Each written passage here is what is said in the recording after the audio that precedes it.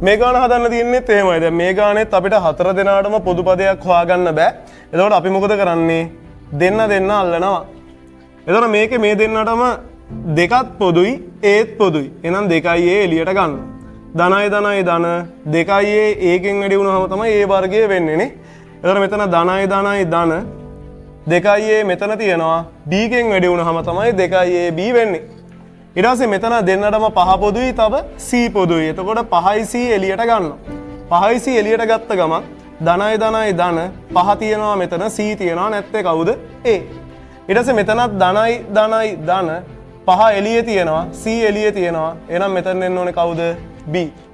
එහෙනම් මෙතන a ධන b එළියට ගන්නවා. a ධන b එළියට ගත්ත ගමන් මෙතන ඉතුරු වෙන 2a මෙතනින් ලියනවා. මෙතන ඉතුරු වෙච්ච 5යි c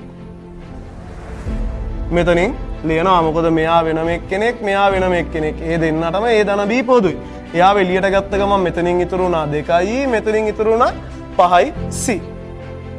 ඔය විදිහට උත්තරේ එනවා.